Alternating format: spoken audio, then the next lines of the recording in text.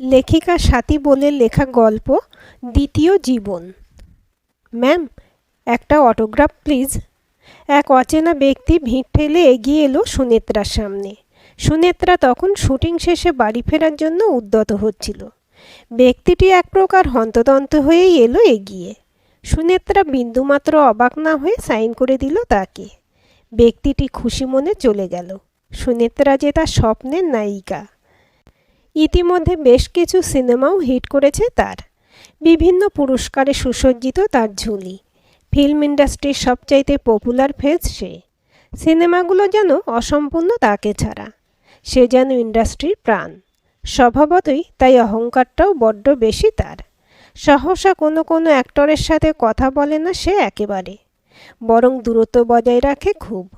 পরিচালকেরাও তার ব্যক্তিসত্তাকে সম্মান করে তাই। কিন্তু অটোগ্রাফে না নেই তার কোনো।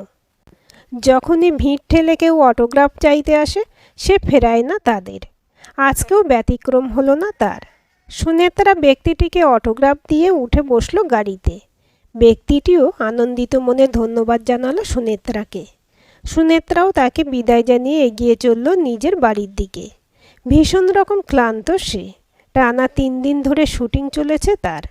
কিছুতেই ডিরেক্টরের মনের মতো হচ্ছিল না একটা স্টেপ, তাই সময় লাগলো বেশি। অবশেষে আজ সকালে পারফেক্ট হয়েছে সবটা। সুনেত্রাও হাঁপ ছেড়ে বাঁচল তাই। আজ সে ঠিক করেছে বাড়িতে গিয়ে বোজো আর রুমির সাথে খেলবে কিছুক্ষণ। বোজো আর রুমিকে এই 2 দিন একদম সময় দেওয়া হয়নি। গাড়ি এগিয়ে চলল। সুনেত্রা শুটিং স্পটে চারিপাশে সুন্দর প্রাকৃতিক দৃশ্য দেখার জন্য কাঁচটি নামিয়ে রাখল। বাইরে হালকা ঝিরিঝিরি বৃষ্টি শুরু হয়েছে তখন। রাস্তায় লোকজন সেভাবে কোথাও কেউ নেই। ক্রমশ চোখে পুরনো স্মৃতি ঘনিয়ে এলো তার। বাইরে ঠান্ডা হয় ক্লান্ত শরীরে সে চোখ বুজল গাড়ির ব্যাক সিটে হেলান দিয়ে। গাড়ি চলতে লাগলো। বৃষ্টির বেগ ক্রমশ বাড়ল। সুনেত্রা সেসব আওয়াজেই বুঝতে পারল। বৃষ্টির ধারার শব্দে তন্দ্রাচ্ছন্ন সুনেত্রা ক্রমশ অতীতের স্মৃতিচারণে মত্ত হলো। সুনেত্রার মনে পড়ল তার মেয়েবেলা থেকে নারী হয়ে ওঠার কথাগুলো। চারিদিকে সুমসৃণ ঘাসে ঢাকা এক মাঠে আবিষ্কার করল সে নিজের ছোটবেলা। সুনেত্রা তখন মাত্র 5 বছর বয়স। 3 ভাইয়ের পর একমাত্র মেয়ে হয়ে জন্মানোই বাড়িতে তার আদরের অভাব ছিল না। সবাই তাকে চোখে হারাতো ভীষণ রকম। সুনেত্রাও খুব খুশি হতো তাতে। তার বাবার নয়নের মণি ছিল সে। এক মুহূর্তের জন্য চোখের আড়াল করতো না তাকে। তার এখনও মনে আছে, তখন সে ক্লাস 4-এ পড়ে কেবল। একবার ভূগোল পড়া না পারার জন্য তার মা তাকে মারতে গিয়েছিল। কিন্তু তার বাবা তার মাকেই উল্টো বকা দিয়ে বলেছিলেন, বাচ্চা কাচ্চাদের এভাবে কেউ মারে, তাও আবার মেয়ে বাচ্চা। এরপর থেকে যখনই তার মা তাকে মারতে আসতো সে তার মাকে ভয় দেখানোর জন্য বলতো, আমাকে মারলে বাপিকে বলে দেব। তার মাও হাসতো তার কথা শুনে। বেশ এভাবেই বড় হয়ে উঠছিল সে। বাবার আদর, দাদাদের ভালোবাসা আর মায়ের স্নেহ কোনোটারই অভাব ছিল না তার।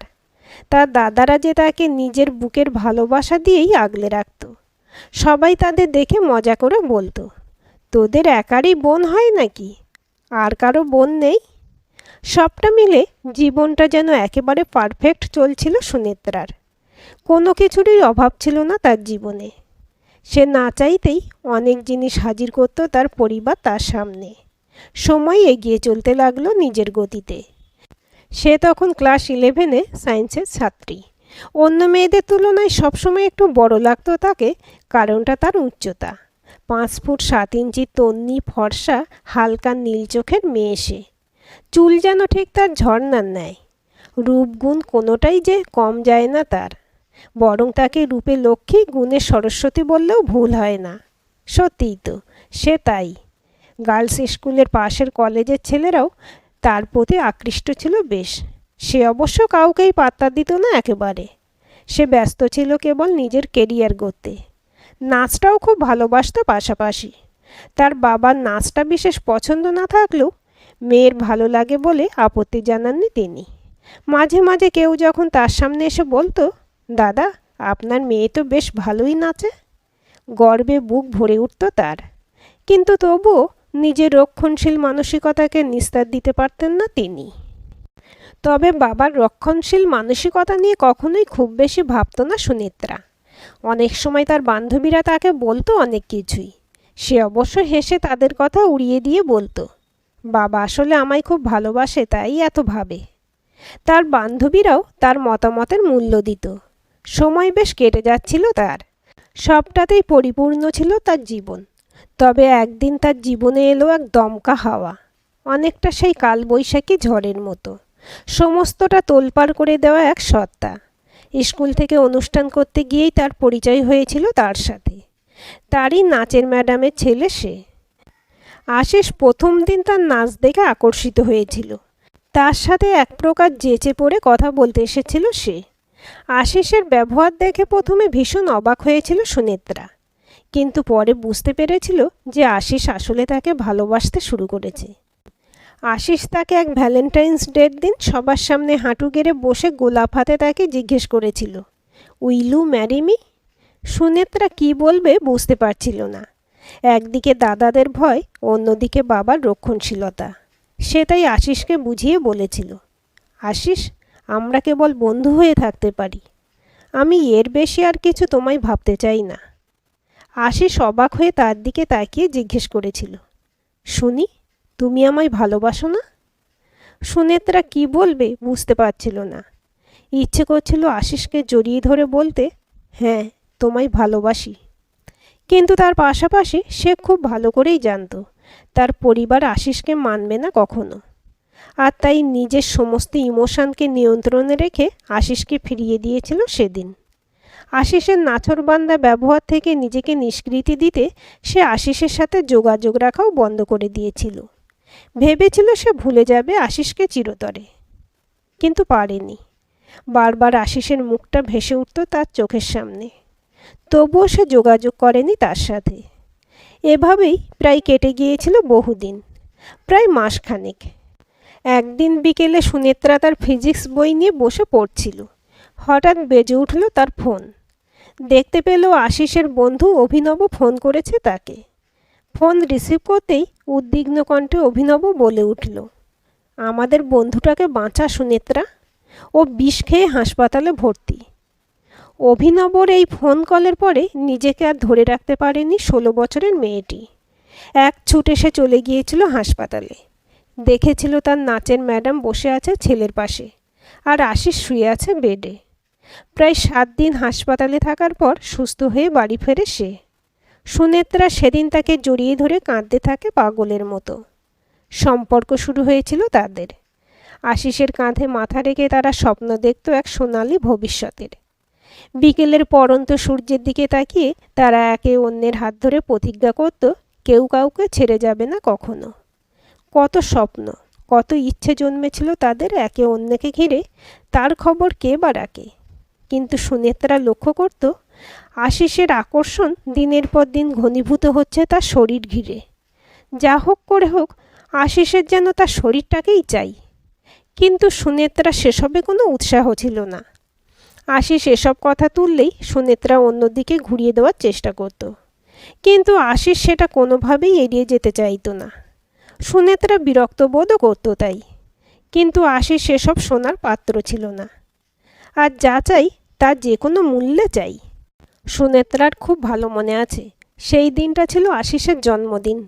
সুনেত্রাকে ডেকেছিল সে নিজের বাড়িতে। আশিসের মা নাচ শেখাতে বেরিয়ে গেলে বাড়িতে একাই থাকতো ফার্স্ট ইয়ারের ছাত্র আশিস। সুনেত্রা বাড়িতে আসবে বলে বেশ সুন্দর করে ঘর সাজিয়ে রেখেছিল সে। সারা বাড়িতে মিষ্টি স্বরে চলছিল রোমান্টিক মিউজিক।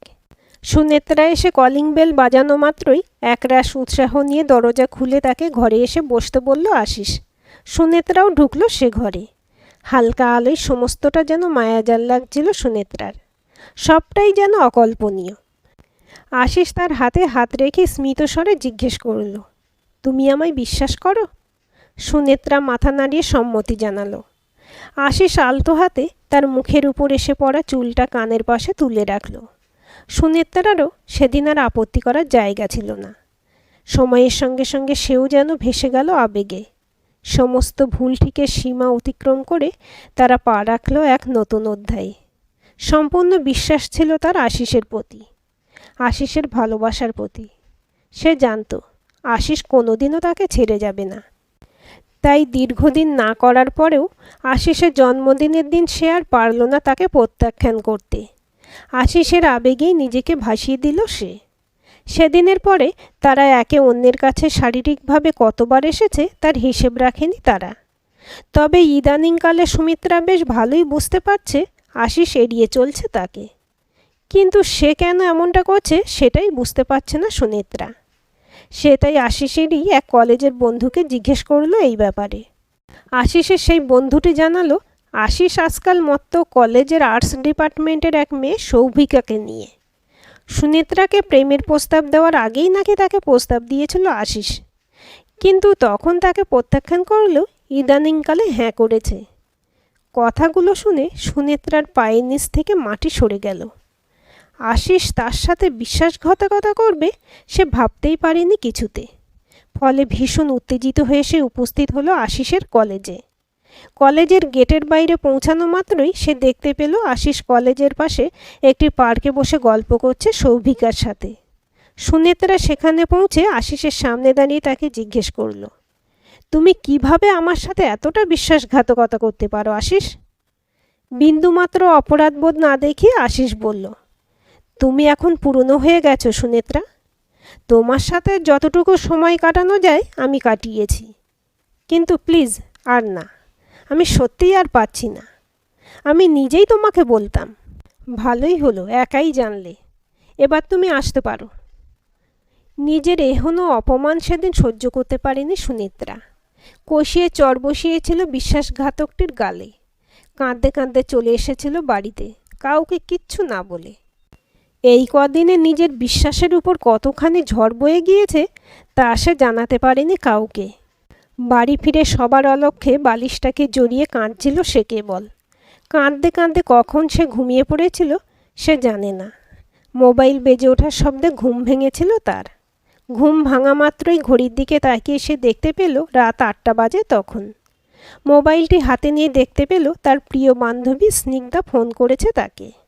কল রিসিভ করা মাত্রই ফোনের অপর প্রান্ত থেকে স্নিগ্ধা তাকে বলল, শুনি তুই কি করেছিস আশিসদার সাথে? সুনেত্রা অবাক হয়ে জিজ্ঞেস করল, কেন, কি করেছি?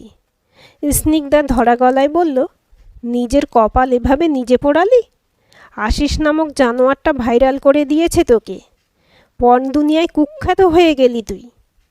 সুনেত্রা বিশ্বাস করতে পারছিল না স্নিগ্ধার কথাগুলো। হাত থেকে ফোন পড়ে গেল তার। যাকে বিশ্বাস করে নিজেকে তার হাতে সঁপে দিয়েছিল আজ সে তার সম্মানকে নিলাম করে দিল। সুনেত্রা ভেবেছিল তার বাড়ির কেউ হয়তো জানে না, তাই ভেবেছিল বাড়ির লোককে না জানিয়েই আশিসের সাথে কথা বলবে সে। কিন্তু সেটাও আর সম্ভব হলো না। তার দাদারা ইতিমধ্যেই জেনে গেছে তার পরিণতির ব্যাপারে। সুনেত্রার ড্রয়িং রুমে আসা মাত্রই তার ছোটদা তাকে চড় মেরে চুল ধরে বলল, তোকে এত আদর দিয়ে বড় করলাম, তার এই পরিণাম? আজ তার বাবাও গায়ে হাত তুলল তার, যা আগে কখনো হয়নি। তার দিকে তাকিয়ে তার বাবা বললেন, তোকে মেয়ে ভাবতেও আমার ঘৃণা হচ্ছে। সবাই তাকেই দোষারোপ করে চলল, কিন্তু কেউ বোঝার চেষ্টাই করল না যে সে কেবল বিশ্বাসঘাতকতার শিকার হয়েছে। সে দোষী নয়, তার সাথে অন্যায় হয়েছে। সে চিৎকার করে বলতে চাইল, কিন্তু তার কথা কেউ শুনল না। তার সামনেই তার বাবা তার জামা কাপড় আগুনে জ্বালিয়ে দিয়ে বলল, আজ থেকে আমার মেয়ে মারা গিয়েছে। বাড়ি থেকেও বের করে দিল তাকে বংশের সম্মান রক্ষার্থে। এক কাপড়ে বাড়ি থেকে বেরিয়ে এলো সুনেত্রা। ভালোবাসা এবং বিশ্বাসের পরিণাম হিসেবে ভাগ্যে জুটল তার কেবল লাঞ্ছনার মিথ্যে অপবাদ। কোথায় যাবে, কি করবে কিছু বুঝতে না পেরে সেই রাতে স্টেশনে বসেছিল সে। মনে তখনও আশা জেগেছিল যে তার বাড়ির লোক তাকে নিতে আসবে, কিন্তু কেউ এলো না। সে তাই মনের কষ্ট কমানোর জন্য উঠে পড়ল একটি ট্রেনে। কোথায় যাচ্ছে, কোথায় তার গন্তব্য কিছুই জানে না সুনেত্রা। শুধু সে জানে এই সব কিছু থেকে তাকে দূরে চলে যেতে হবে, অনেক দূরে। ট্রেনের লাস্ট স্টেশনে নামল সে। রাত তখন প্রায় 12টার বেশি। চারিদিকে নিস্তব্ধতা। সে তাই স্টেশনে বসে থাকলো একদম একা। ক্রমশ স্টেশন ফাঁকা হতে লাগলো। দেখতে পেল অদূরেই গুটিকতক মাতাল আসর বসিয়েছে মদের। তার বেশ ভয় করতে লাগলো। কিছুক্ষণের মধ্যেই মাতালগুলো এগিয়ে এলো তার দিকে।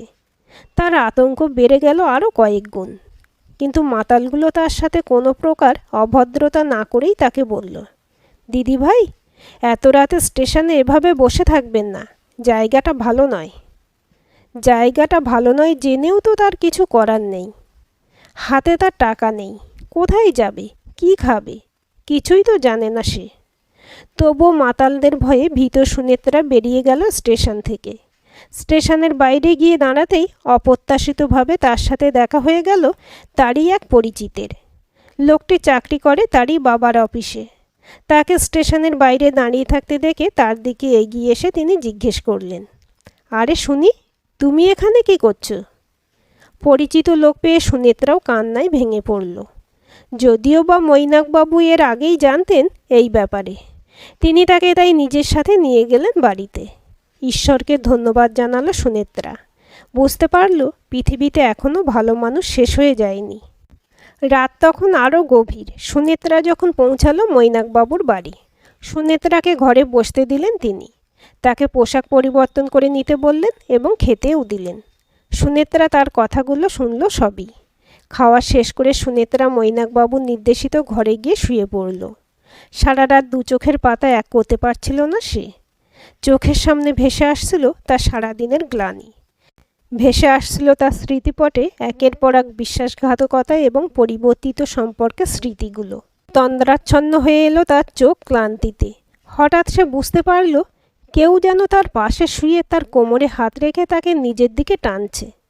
সে তার খাটের পাশে থাকা লাইট অন করেই দেখতে পেল মৈনাক তার ঘরে। সে আতঙ্কিত হয়ে বলল, কাকু, আপনি এসব কি করছেন? পৈশাচিক হাসি হেসে মৈনাক বলল, প্লিজ সুনেত্রা, এভাবে কাকু বলো না। তোমার শরীর সবাই দেখেছে, আমি ছুঁয়ে দেখলে কিসের দোষ? এসব তো নতুন নয়। বাইরে তোমাকে সবাই ছিঁড়ে খাবে, এখানে তো আমি একা। সুনেত্রা নিজেকে তার নাকপাশ থেকে মুক্ত করার চেষ্টায় ব্যর্থ হলো। সেই রাতে প্রথমবার ধর্ষিতা হলো সে পিতৃস্থানীয় এক ব্যক্তির কাছে। সারা রাত চলল তার উপর পাশবিকতা। নিজের উপরেই নিজের এবার ঘৃণা হতে থাকে সুনেত্রার। তার ভালোবাসা বিশ্বাসের এহেন প্রতিদান সে পাবে কখনো ভাবেনি। এভাবে প্রায় প্রতি রাতেই মৈনাক লিপ্ত হতে লাগলো তার সাথে পাশবিকতায়। মাঝে মাঝে নিজের বন্ধুদেরও নিয়ে আসতো সুনেত্রার সাথে সময় কাটানোর জন্য। তারাও সুনেত্রাকে ঘিরে মেতে উঠতে লাগলো পাশবিকতায়। ভদ্রতার আড়ালে লুকিয়ে থাকা পিশাচগুলোকে চিনতে শিখেছিল সুনেত্রা ধীরে ধীরে। তার ইচ্ছে করতো পালিয়ে যেতে বহু দূরে, কিন্তু সে সেটাও পারত না। পালানোর পথও তার বন্ধ। তবে অবশেষে একদিন সে সময় এলো তার জীবনে। সেই রাতে দরজায় তালা দিতে ভুলে গিয়েছিল মৈনাক। মদের নেশায় সাংঘাতিক বিভোর ছিল সে। সেই রাতেই কোনো ক্রমে পালিয়ে বেরিয়ে এসেছিল সুনেত্রা। কিছু টাকা পয়সা অবশ্য নিতে সক্ষম হয়েছিল সে, কিন্তু সেই রাতেও তার ঠাঁই হয়েছিল ফুটপাতে। একাই বসেছিল সে রাস্তায়। বুঝতে পারছিল না কোথায় যাবে। সে প্রতিবারই এক নরক থেকে মুক্তি পেতে গিয়ে অন্য নরকে স্থান পাচ্ছে। সেই রাতে তাই ফুটপাতে বসে আকাশের দিকে তাকিয়ে ঈশ্বরকে মনে মনে প্রশ্ন করছিল, আমরা মেয়েরা কি শুধুই মাংসপিণ্ড, শুধুই ভোগ্যবস্তু? আমাদের কি মন বলে সত্যিই কিছু নেই? সবটাই কি আমাদের উপর ন্যস্ত? আমি তো শুধু বিশ্বাস করেছিলাম, ভালোবেসেছিলাম, কিন্তু কান্নায় ভেঙে পড়েছিল সে। হঠাৎ তার পাশে এসে দাঁড়ালো এক সুসজ্জিতা মহিলা। তাকে রাতে ওভাবে বসে থাকতে দেখে তার দিকে তাকিয়ে জিজ্ঞেস করল, তা এ লাইনে কতদিন? সুনেত্রা বোঝেনি এ কথার অর্থ। অবাক হয়ে তাকালো তার দিকে। মহিলা হেসে বলল, ও বুঝলাম, এই লাইনের না। তা কি প্রেমিক ফাঁকি দিয়েছে? বাড়ি থেকে পালাচ্ছিলে? সুনেত্রা অশ্রুসজল চোখে ধরা গলায় বলল, সেসব কিছু না। মহিলা তার পাশে এসে বসে বলল, তা কি প্রেমিক ইন্টারনেটে ছবি ভাইরাল করেছে? তারপর তার মুখে হাত বুলিয়ে ভালো করে দেখে বলল, তুমি ইন্ডিয়ান ভিডিওর মেয়েটা না? দেখেই বুঝেছিলাম ভিডিওটা গাপলা আছে। এই ধরনের ছেলেগুলো শালা জানোয়ারেরও অধম। শালারা শরীর ছাড়া আর কিছুই বোঝে না। অপরিচিতা মহিলার কথা শুনে কান্নায় ভেঙে পড়ল সুনেত্রা। কাঁদতে লাগলো পাগলের ন্যায়। মহিলাটিকে সে জানালো তার পরবর্তী জীবনের কাহিনী। মহিলা তাকে শান্ত করে তার মাথায় হাত বুলিয়ে বলল, জানিস বোন, আমি পেশায় বেশ্যা। আমাদের সমাজ মানে না, কিন্তু আমিও যে ইচ্ছে করে আসিনি। ভালোবেসেছিল শালা এক 4 অক্ষরের বোকা। সে টাকার লোভে এখানে বেচে দিয়ে গেল। তারপর পুলিশ রেস্কিউ করলো, কিন্তু বাড়ির লোক আমায় আর নিতে চাইল না। বলল নোংরা এরিয়ায় আমি নোংরা হয়ে গেছি। 2 দিন রাস্তায় থাকলাম, রেপ হলাম। তারপর বুঝলাম ভদ্রলোকেদের সমাজটা নিষিদ্ধ পল্লীর থেকেও নোংরা। আবার তাই ফিরে গেলাম। বেশ্যার খাতায় স্বেচ্ছায় নাম লেখালাম। তুইও চল বোন, তোকে সমাজ এমনিতেও আর মানবে না। রাস্তায় থাকবি, সেই সমাজেরই কিছু জীব তোকে ধর্ষণ করে লালসা মেটাবে। তারপর ধর্ষিতার গায়ে চরিত্রহীনা ট্যাগ লাগিয়ে রাস্তায় ফেলে রেখে চলে যাবে। ধর্ষক বিয়ে করে সংসার করবে, কিন্তু ধর্ষিতা থাকবে নির্বাসনে। তোর সাথেও তাই হবে। সুনেত্রা বুঝল সেই অপরিচিতা মহিলার কথাগুলো। বুঝতে পারল সত্যি সমাজটা তাই। সে নিজেও যে এমনটারই শিকার। দেরি করেনি সে। সেই রাতেই পা রাখল নিষিদ্ধ পল্লীতে। ডলি তাকে ট্রেনিং দিতে শুরু করলো ভদ্র সমাজের উলঙ্গ রূপ দেখার জন্য। ভদ্র সমাজ যে বিবস্ত্র হলে কতখানি নোংরা কুৎসিত তা সে দেখতে লাগলো প্রতি রাতেই। দেখতে পেল যেসব মানুষদের সে আইডিয়াল মনে করত তারাও তাকে মোটা টাকার বিনিময়ে নিয়ে যায় হোটেলে। দেখতে সুন্দরী, নাচে পারদর্শী, তাই নিষিদ্ধ ব্যবসা নিষিদ্ধ রানী হয়ে উঠতে তার সময় লাগলো না। চড়া দামে বিক্রি হতে লাগলো। তবে তার ক্রেতাদের একটাই চাহিদা থাকতো তার কাছে, তার শরীর ছাড়াও। তারা তার নাচ দেখতে ভীষণ ভালোবাসত। সেরকমই একদিন তার পরিচয় হলো সুদীপ্তর সাথে। উঠতি পরিচালক সে। চোখে একরাশ স্বপ্ন। লন্ডন থেকে ফিল্ম অ্যান্ড স্টাডিজ নিয়ে পড়াশোনা শেষ করে দেশে ফিরেছিল সে সদ্য। তার ইচ্ছে হয়েছিল নিষিদ্ধ পল্লীর মেয়েদের নিয়ে চলচ্চিত্র বানাবে। সেই কারণেই প্রায়শই নিষিদ্ধ পল্লীতে যাতায়াত শুরু করেছিল সে। সুনেত্রাও সেইভাবেই চিনত তাকে, কিন্তু কখনোই কোনো মেয়ের ঘরে সময় কাটাতো না সুদীপ্ত, সেটাও লক্ষ্য করত সুনেত্রা। তার চোখে কখনো নারীদেহ লালসার প্রতিচ্ছবি দেখতে পায়নি সে। কিন্তু সেই দিনটা একটু অন্যরকম ছিল। সুদীপ্ত সেদিন এসে হাজির হয়েছিল ডলির কাছে। টাকার বিনিময়ে সহবাসে লিপ্ত হতে চেয়েছিল সে নিষিদ্ধ পল্লীর সবচেয়ে সুন্দরী নারীর সাথে। ডলিও বিন্দুমাত্র সময় নষ্ট না করে তাকে পাঠিয়ে দিয়েছিল সুনেত্রার ঘরে। সুনেত্রা লক্ষ্য করেছিল এক অদ্ভুত কষ্ট লুকিয়ে তার চোখে। সারা রাত একটার পর একটা সিগারেট খেয়ে চলেছিল সুদীপ্ত। সুনেত্রা নিজেও সিগারেট খায়, কিন্তু এখন সুদীপ্তের আচরণ স্বাভাবিক নয়। কতগুলো পুরুষের সাথে শয্যাসঙ্গ করার পর সুদীপ্তকে চিনতে তার ভুল হয়নি। সে বুঝতে পেরেছিল কোনো এক গোপন কষ্ট লুকানোর জন্য সুদীপ্ত এমন অসংলগ্ন আচরণ করছে সুনেত্রার সাথে। তাই তার পাশে বসে তাকে আশ্বস্ত করে বলেছিল, যদি কিছু মনে না করো তাহলে তোমার কোনো সমস্যা শেয়ার করতে পারো আমার সাথে। সুদীপ্ত হেসে তার দিকে তাকিয়ে বলেছিল, সমাজ তোমাদের বেশ্যা কেন বলে একটু বলবে? সুনেত্রা অবাক হয়েছিল কথাটা শুনে। সুদীপ্ত অশ্রু জড়ানো গলায় তার দিকে তাকিয়ে বলেছিল, জানো, আমার গার্লফ্রেন্ড 4 বছরের সম্পর্ক ছিল আমাদের। আমি মাঝখানে লন্ডনে চলে গিয়েছিলাম ফিল্ম অ্যান্ড স্টাডিজ নিয়ে পড়াশোনা করতে। ইচ্ছে ছিল দেশে যখন ফিরব খুব ভালো একটা সিনেমা বানাবো। সমস্ত ইভেন্টে ওকে নিয়ে যাব। বলবো ওই তো আমার অনুপ্রেরণা, ও না থাকলে আমি কিছুই না। কিন্তু কি জানতে পারলাম জানো? কাল জানতে পারলাম ও এক অন্য পুরুষের সাথে সম্পর্কে জড়িত। ওকে জিজ্ঞেসও করলাম কেন এমন করেছে। ও তার উত্তরে বলল, শারীরিক চাহিদা সবারই আছে সুদীপ্ত। তুমি 3 বছরের জন্য বাইরে চলে গেলে। আমি যেতে না করেছিলাম, তাও চলে গেলে। আমারও তো বেসিক নিড আছে, সেগুলো আমি কৌশিকের কাছ থেকে পেলাম। এমন নয় যে আমি তোমায় ভালোবাসি না, আমি তোমায় ভালোবাসি। শুধু শারীরিক চাহিদাটা ওকে দিয়ে মেটাতাম। আচ্ছা, যে শারীরিক চাহিদা মেটাতে প্রতারণা করে সে কি পতিতা নয়? তোমরা শুধু টাকার জন্য বিক্রি হও, আর এরা? সুদীপ্তের কথা শুনে বিষণ্ণ অবজ্ঞার হাসি হাসল সুনেত্রা। কথা শেষ করে কান্নায় ভেঙে পড়ল সুদীপ্ত। ভালোবাসার মানুষটির কাছ থেকে প্রতারিত হওয়ার যন্ত্রণা যে কতখানি তা ভালো করেই জানে সুনেত্রা। সুদীপ্ত তার দিকে তাকিয়ে জিজ্ঞেস করল, তোমরাই ভালো আছো জানো? কোনো প্রেম নেই, ভালোবাসা নেই, প্রতারণা নেই? সুনেত্রা আবারও হাসল তার কথা শুনে। তারপর সুদীপ্তর দিকে তাকিয়ে বলল, এখানে কোনো মেয়েই স্বেচ্ছায় বেশ্যা নেই জানো। সবাই কম বেশি ভালোবেসে প্রতারিত। আমার গল্প শুনবে? সুদীপ্ত মাথা নাড়িয়ে সম্মতি জানালো। সুনেত্রা জানালো তার নিজের অতীতের কথা। এক অদ্ভুত মিল পেল দুজনের সাথে। কয়েক ঘন্টার পরিচয়ে এক সফট কর্নার তৈরি হলো তাদের একে অপরের জন্য। দুজনের গল্পটাই যেন এক, শুধু প্রেক্ষাপট দুটো আলাদা।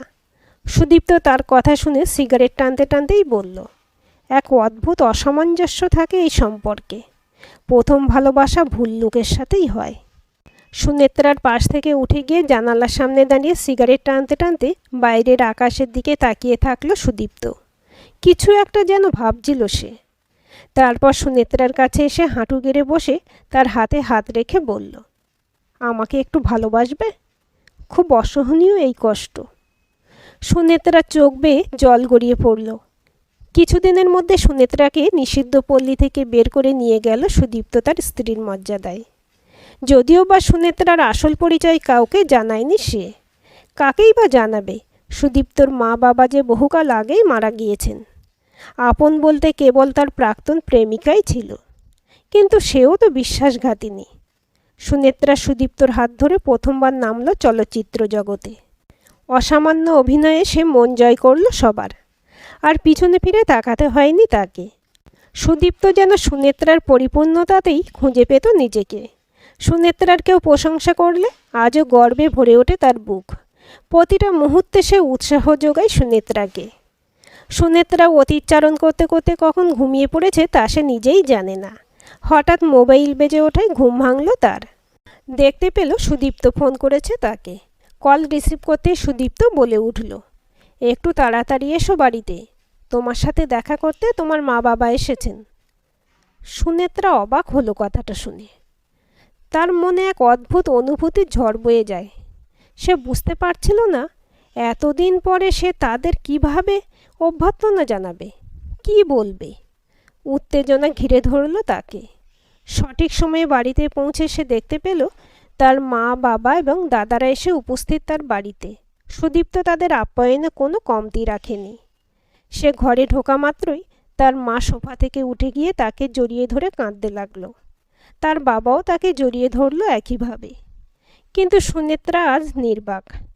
তাদের আলিঙ্গন থেকে নিজেকে ছাড়িয়ে নিয়ে বলল, মা, বাবা, যদি আজ আমি নিষিদ্ধ পল্লীতে কাজ করতাম তোমরা কি একইভাবে আমায় জড়িয়ে ধরতে না? কারণ তখন আমি তোমাদের বংশের কলঙ্ক থাকতাম। তোমাদের রক্ষণশীলতা আমায় সমাজে আসার অনুমতি দিত না।